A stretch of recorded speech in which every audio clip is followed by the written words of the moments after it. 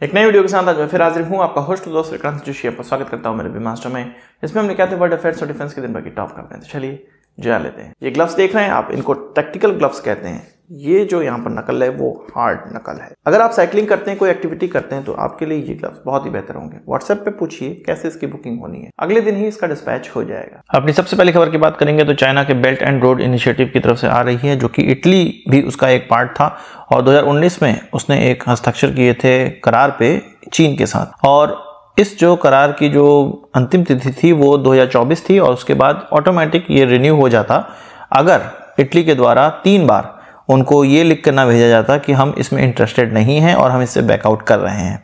तो ये चीज़ अब इटली के द्वारा लिखकर भेज दिया गया है। आपको पता है कि जो उनकी नई प्राइम मिनिस्टर हैं जॉर्जिया मेलोनी, वो भारत के काफ़ी करीब हैं और इस तरह की फ़ोटोज़ हमें वायरल होती हुई दिखाई देती है और भारत के प्रधानमंत्री से उनकी अच्छी बनती है। तो ये बहुत पहले से माना जा रहा था कि इटली चीन के साथ जो बेल्ट एंड रोड इनिशिएटिव में भागीदार है वो उसको क्विट कर सकता है, पर इसकी कोई ऑफिशियल कंफर्मेशन नहीं आई थी। अब ये ऑफिशियल कंफर्मेशन आ गई है कि इटली ने चीन को ये लेटर भेज दिया कि मार्च 2024 के बाद ये पैक्ट रिन्यू नहीं होगा। इटली का ये कहना है कि वो चीन के साथ अभी भी रिश्ते बनाए रखना चाहते हैं और उनके साथ अच्छे रिश्ते रखना चाहते हैं, पर उनको ये भी पता है कि बेल्ट एंड रोड इनिशिएटिव से उनका बहुत ज़्यादा कोई फ़ायदा हो नहीं रहा था, इसलिए वो इस चीज़ से बैकआउट हो रहे हैं। असल में बात यह है कि भारत के साथ जो क्लोजनेस इटली की हुई है, तो चीन के साथ उनकी क्लोजनेस ये बनी रहेगी तो भारत के साथ उनकी होगी नहीं। इसी को देखते हुए चीन के साथ उनका जो रिश्ता है वो ख़त्म हो रहा है। आपका इस चीज़ पर क्या कहना है कमेंट बॉक्स में ज़रूर बताइएगा। जहां चीन को इटली में शिकस्त हासिल हो रही है, वहीं पाकिस्तान के अंदर उनको एक और कदम आगे बढ़ाए रखने का मौका मिल रहा है। असल में आप जानते हैं कि पाकिस्तान की जो इकॉनमी है वो वेंटिलेटर पे है और 1947 में जन्मा यह देश 2047 तक ख़त्म होने के कगार पे है और इसी चीज़ को बचाने के लिए, इस वेंटिलेटर पे पड़ी इकॉनमी को बचाने के लिए पाकिस्तान के द्वारा अलग अलग कदम उठाए जाते हैं, जिसमें कि भीख मांगना भी एक कदम है। पर इस बार पाकिस्तान की स्टेट ऑयल कंपनी, जिसको कि पाकिस्तान रिफाइनरी लिमिटेड कहा जाता है, जिसमें कि उनके सरकार के जो स्टेक है वो लगभग 63% है, 63.6% है। तो सरकार की इस स्टेक में से लगभग 30% या आप कहें 30% चीन की यूनाइटेड एनर्जी ग्रुप के द्वारा अब ले लिया जाएगा। इसके लिए हस्ताक्षर हो चुके हैं और ये मैच $1.5 बिलियन में ले लिया जा रहा है। असल में इसको पाकिस्तान की तरफ से एक इन्वेस्टमेंट की तरह प्रोजेक्ट किया जा रहा है, जिसमें कि वो ये कह रहे हैं कि ये जब स्टेक वो ले लेंगे तो ये जो $1.5 बिलियन आएगा उससे इस कंपनी में 100% और उसकी कैपेसिटी का इजाफा होगा। पर बात तो ये है कि इस कंपनी में चीन का शेयर 30% हो जाएगा। आप ये कहेंगे कि इसमें कौन सी बड़ी बात है, भारत की कंपनियों के भी, सरकारी कंपनियां जो होती हैं, भारत अपने स्टेक बेचता है, पर उसमें ये होता है कि भारत के ही किसी इंडस्ट्रियलिस्ट के द्वारा इसको खरीदा जाता है। कोई विदेशी या चीन का हस्तक्षेप इसमें नहीं होता है, पर यहाँ पर हमें चीन का हस्तक्षेप होते हुए दिखाई दे रहा है। एक उनकी बड़ी स्टेट कंपनी वो चीन की अब धीरे धीरे गिरफ्त में जाती जा रही है। आपका इस चीज पर क्या कहना है कमेंट बॉक्स में जरूर बताइएगा। अब थोड़ा बात कर लेते हैं भारत और अमेरिका के रिश्तों की, जिसमें कि खालिस्तानी सपोर्टर या खालिस्तानी अलगाववादी पन्नू का नाम बहुत ऊपर लिया जाता है और अभी उसको मारने की जो साजिश की जा रही थी उसमें भारत का हाथ है, ऐसा अमेरिका का कहना था और इसके लिए भारत की तरफ से इन्वेस्टिगेशन भी बैठा दी गई है, अमेरिका की तरफ से भी इन्वेस्टिगेशन बैठा दी गई है और FBI इसकी इन्वेस्टिगेशन कर रही है अमेरिका के अंदर। और वो तो फुल प्रूफ कह रहे हैं कि भाई भारत का ही हाथ है, भारत का ही हाथ है। और अभी FBI के डायरेक्टर भारत आने वाले हैं और NIA के ऑफिशियल से और CBI के ऑफिशियल से मिलेंगे। ये खबर आई है कि NIA के जो लोग हैं या ऑफिशियल्स हैं वो FBI के सामने इस मुद्दे को रखेंगे, पन्नू के मुद्दे को रखेंगे और इस चीज़ पर बात होगी और इस पर ये सिर्फ बात हो सकती है कि भारत का इसमें हाथ नहीं है, ये उनको बताया जाए या ये सबूत दिए जाएं।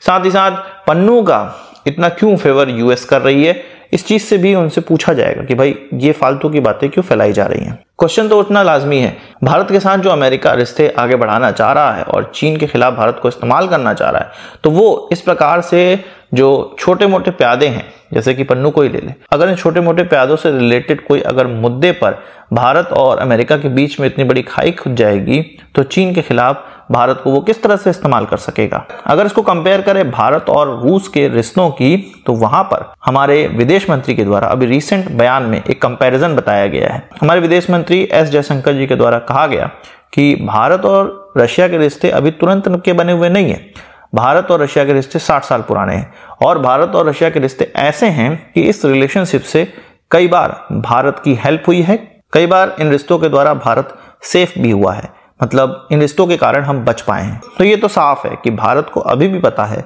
कि रशिया उनका बेटर पार्टनर है, बेटर साथी है अमेरिका से, पर स्वार्थ तो सबके जुड़े होते हैं और कूटनीति में स्वार्थ ही सबसे बड़ा होता है।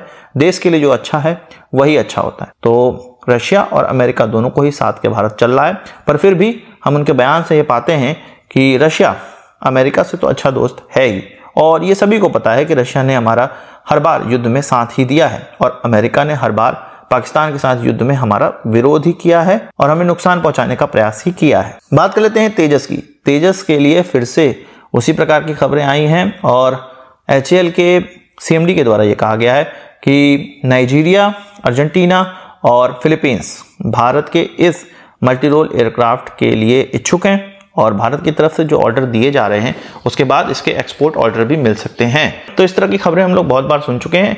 मलेशिया में भी इस तरह की खबरें सुनी जा रही थी और इजिप्ट में भी इस तरह की खबरें बताई जा रही थी, पर कोई ठोस निर्णय इस पर निकला नहीं और अभी तक हमारा ये एयरक्राफ्ट एक्सपोर्ट के लिए चुना नहीं गया है। एक्सपोर्ट के लिए चुना जाना किसी एयरक्राफ्ट के लिए बहुत बड़ी बात नहीं है या एकमात्र बात नहीं है। एक्सपोर्ट की अलग बात होती है, एयरक्राफ्ट के अच्छे होने की अलग बात होती है। ये जरूरी नहीं है कि भारत का ये एयरक्राफ्ट एक्सपोर्ट के लिए नहीं चुना जा रहा है तो अच्छा नहीं है। भारत के लिए अच्छा है और भारत के लिए इसका ऑर्डर भी दिया जा रहा है, पर एक्सपोर्ट का एक ठप्पा लगने से इस एयरक्राफ्ट की डिमांड और ज़्यादा होने लगेगी और जो हमारा डिफेंस मैन्युफैक्चरिंग में एक्सपोर्ट का जो प्लान है उसको बढ़ाने में और सहायता होगी। तो आप बताइए कि इन 3 देशों में कौन सा देश ऐसा लगता है कि हमारे इस तेजस को खरीद सकता है, और इस मापदंड में तेजस को नहीं तोलना चाहिए कि इसका एक्सपोर्ट नहीं हुआ तो ये अच्छा एयरक्राफ्ट नहीं है। तो आज की इस वीडियो के लिए बस इतना ही। आशा करता हूँ कि वीडियो पसंद आई होगी। आप इसको एक बड़ा थम्स अप जरूर देंगे। इस वीडियो संबंधी सवाल सुझाव कमेंट बॉक्स में जरूर लाइएगा और यदि आपने हमारा चैनल सब्सक्राइब नहीं किया